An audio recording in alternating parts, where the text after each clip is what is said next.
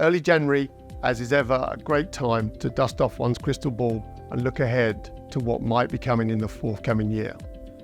The last few years has been a time of great change in the media industry as a whole, and that is likely to continue in the next 12 months. The end of the strikes will see production restart, but maybe in a different format and in different locations. Different markets may become more prominent, and the growth of AI, whilst it may not be talked about as much, will undoubtedly continue to occupy everybody's minds. One of the surprises of 2023 was the growth in global audiences in cinema. Do I expect that to continue in 2024? Frankly, no.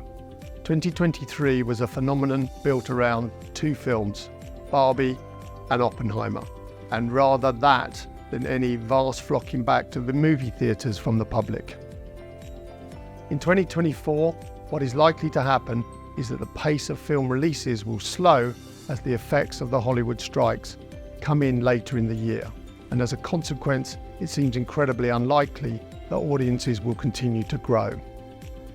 If I'm right, then the ongoing impact to the already stricken mainstream cinema chains will be increased financial pressure.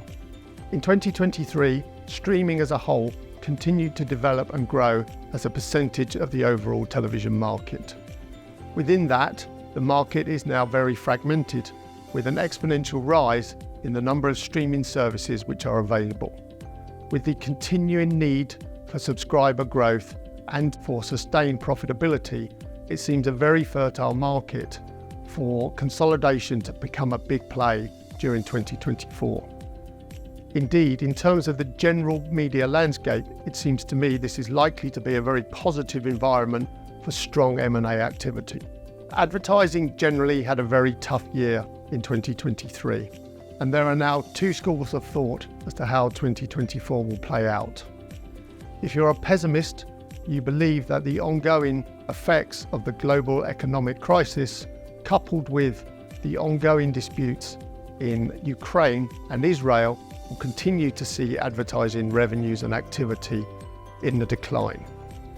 On a more positive note, there is an argument that 2024, with 60 global elections, a Summer Olympics and a European Football Championship, coupled with the fact that advertising generally as a sector comes out of recession early, will create a much more positive outcome and a strong bounce back.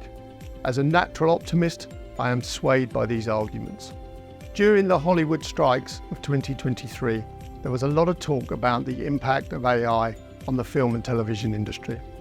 Whilst now that the strikes have been settled, I suspect that the level of noise will decrease, there is no doubt that media is a very receptive sector for AI generally, and its impact will continue to increase at an exponential scale. Historically, the media industry has been focused around the major centres of America and the UK. However, that is evolving, and one can see that with the increased creativity and the financial power of other markets, probably most significantly South Korea and Saudi Arabia, that this will continue to change at a pace during the forthcoming 12 months.